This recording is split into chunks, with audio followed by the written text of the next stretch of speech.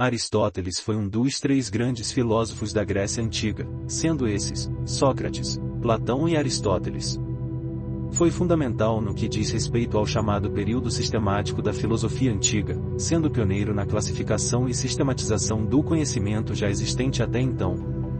Proporcionou significativas mudanças na filosofia antiga, produzida na região da Grécia e também para a ocidental, posteriormente. Tal produção filosófica já havia passado pelos períodos cosmológico, ou pré-socrático, e antropológico, conhecido também por período socrático e iniciava, então, o seu período sistemático. Aristóteles possuía a ideia de que todos os objetos da natureza estavam em constante movimento. Foi o primeiro a classificar os tipos de movimento, reduzindo-os a três fundamentais: nascimento, destruição e transformação.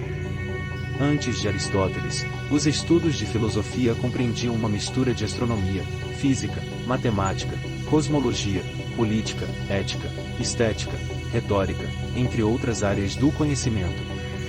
O filósofo foi o primeiro a desenvolver estudos específicos sobre cada tema, separando os diferentes tipos de áreas do conhecimento e suas características.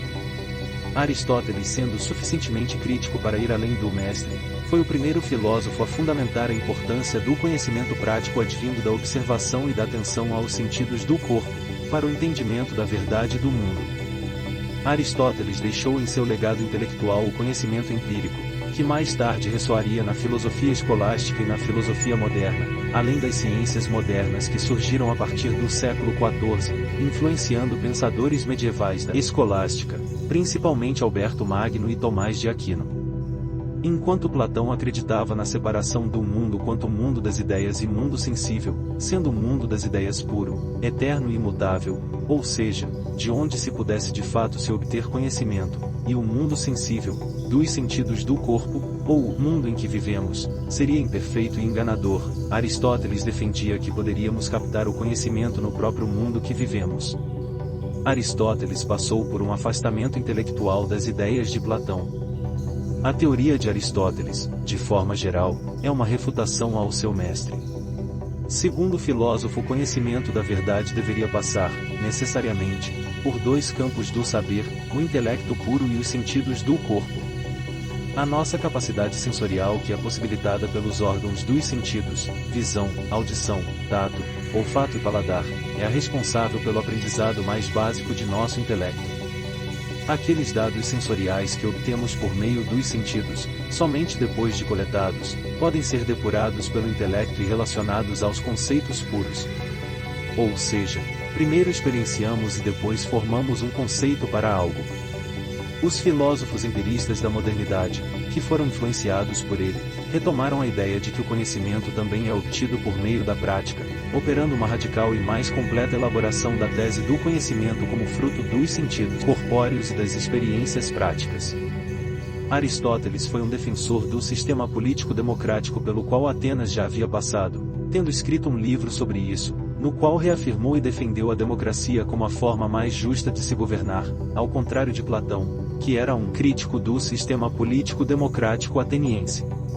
Também escreveu tratados de ética, em que afirmava a necessidade da busca de uma moderação das ações humanas baseada na prudência, para que a vida em sociedade levasse os cidadãos à felicidade.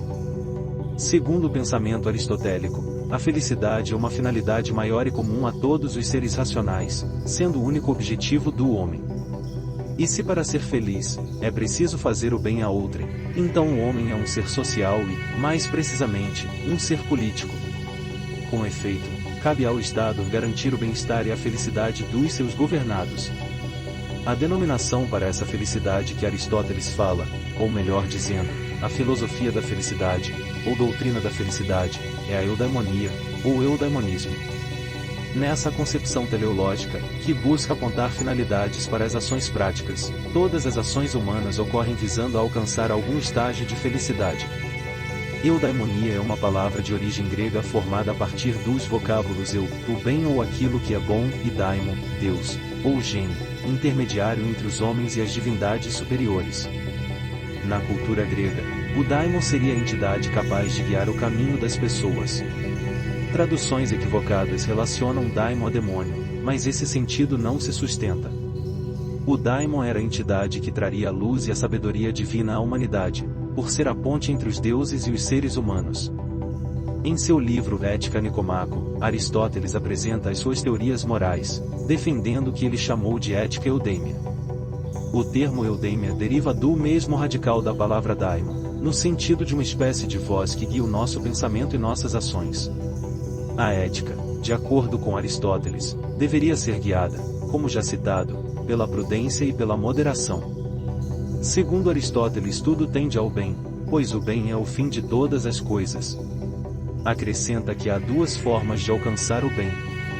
Uma através de atividades práticas, onde se incluem ética e política, outra através de atividades produtivas, onde se incluem artes e técnicas. Para o filósofo Aristóteles, o ser humano tem que buscar viver a sua vida plena por meio de seus talentos. Quando eu descubro quais são os meus talentos, eu passo a viver a plenitude. A felicidade é um fim em si mesma. Ser feliz é o objetivo da própria felicidade.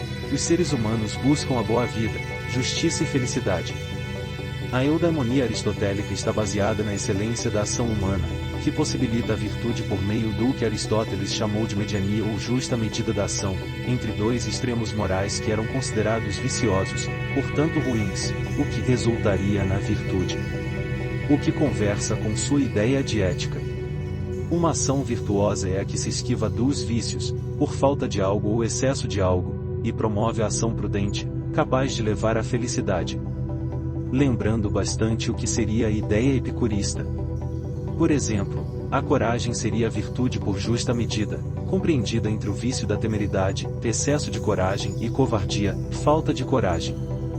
Sócrates também passa, em suas falas nos diálogos platônicos, especialmente em A República, a ideia de que a virtude deve ser o fim maior das ações práticas para que se chegue a um estado de felicidade. Considerando as ações práticas, a ideia de eudaimonia é a felicidade tentando, também, visar a coletividade, a política, a sociedade, ao bem geral, etc.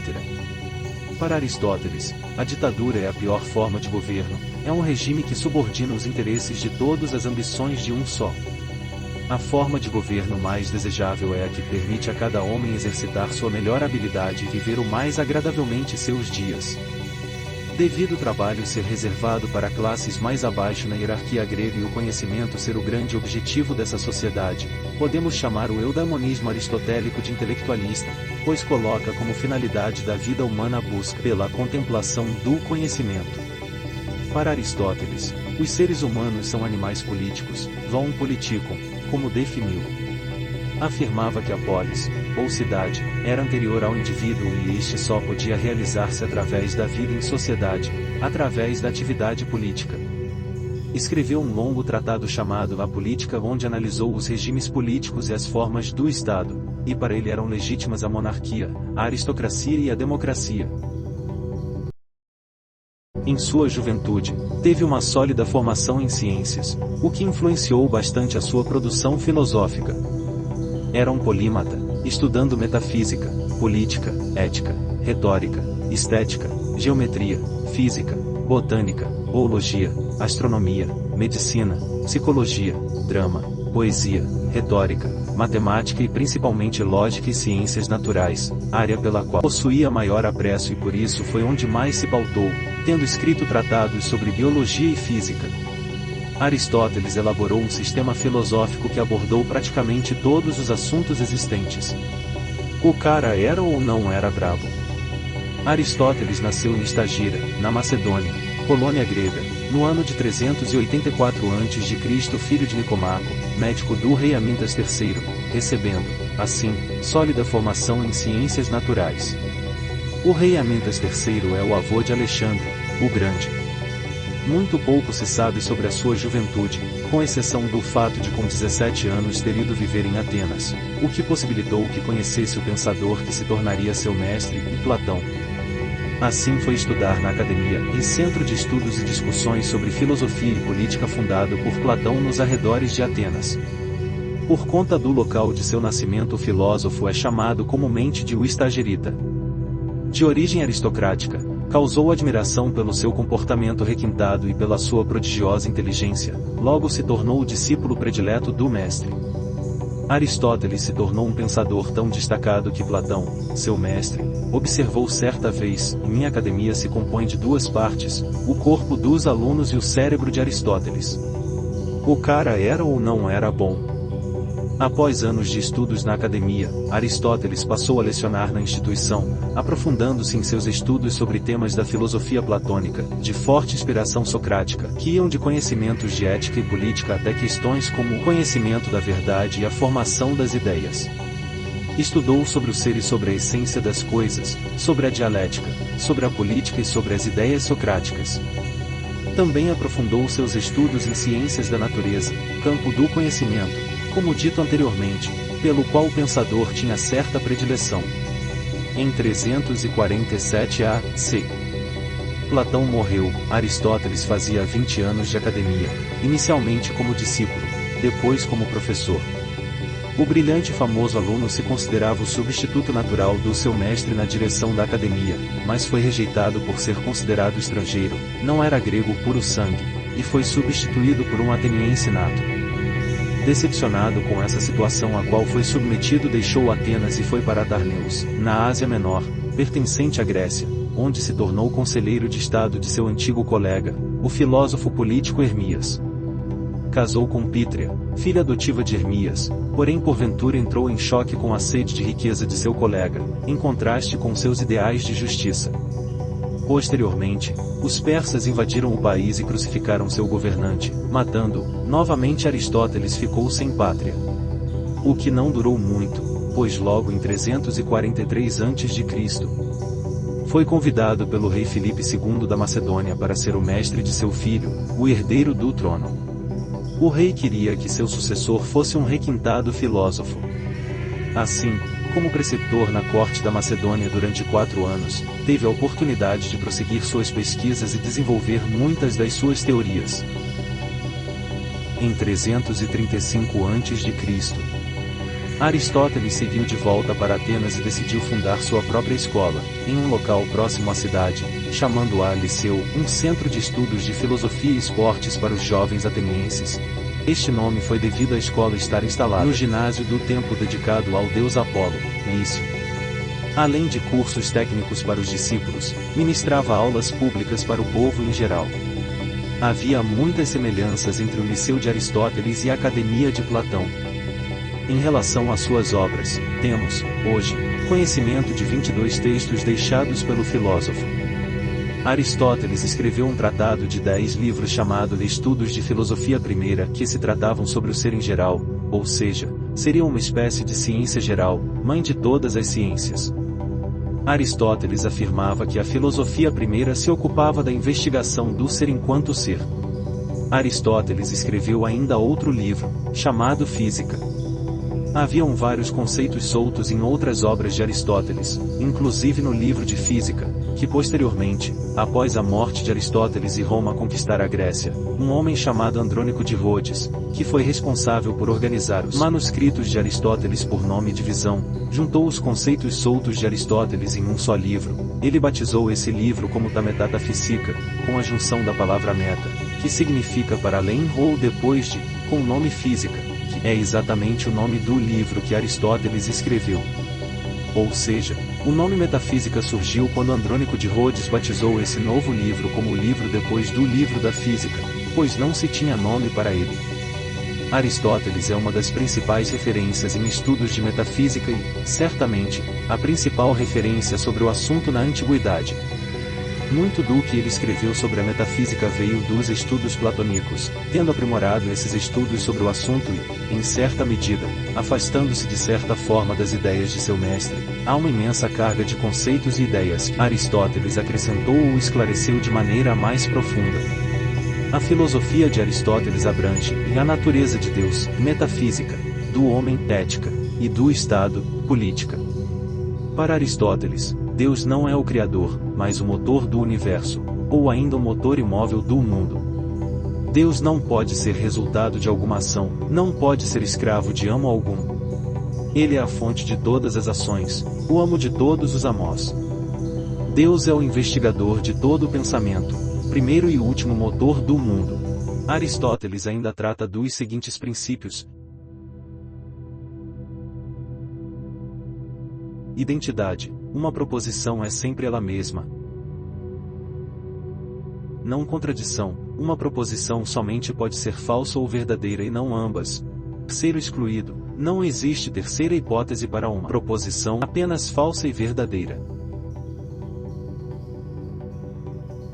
Além disso, sugere as 4 causas para a existência das coisas. Causa material, indica do que é feita a coisa. Causa formal, indica qual a forma da coisa. Causa eficiente, indica o que dá origem à coisa. Causa final, indica qual a função da coisa.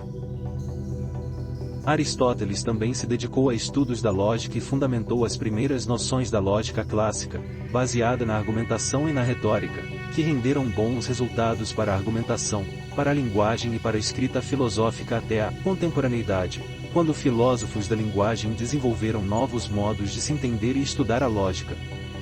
Em seus estudos, que buscavam algumas noções metafísicas, como a divisão das categorias das coisas, ele buscou uma forma de linguagem que fosse formalmente válida e que buscasse argumentos que fossem fundamentados em premissas. Surgiu aí a noção de silogismo. Silogismo, que tem origem na palavra grega silogismos, conclusão ou inferência, é uma forma de raciocínio baseada na dedução. Esta linha de pensamento, criada pelo filósofo Aristóteles, utiliza 2 preposições iniciais para se chegar a uma terceira, que no caso é a conclusão.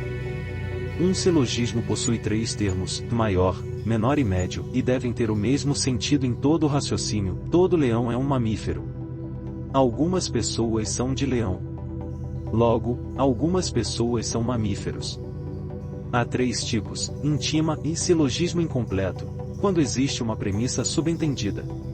Epiquerema e silogismo estendido, quando as premissas são acompanhadas de provas. Polissilogismo, em 2 ou mais silogismos onde a conclusão das primeiras premissas seja a preposição do próximo silogismo.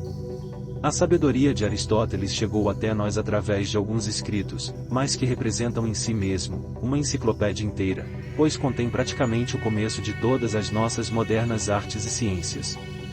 Aristóteles foi o pai da lógica, ensinou a todos os que vieram depois dele a pensar com clareza. Foi o organizador da psicologia e mostrou à humanidade como estudar a alma cientificamente.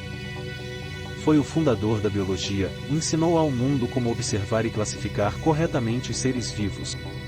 Foi professor de política, e ensinou os governantes a governar com justiça. Foi o mestre da moral, demonstrou como é possível amar e odiar racionalmente. E deu origem à retórica, foi o primeiro a demonstrar a arte de escrever com eficiência. Fique agora com suas ideias.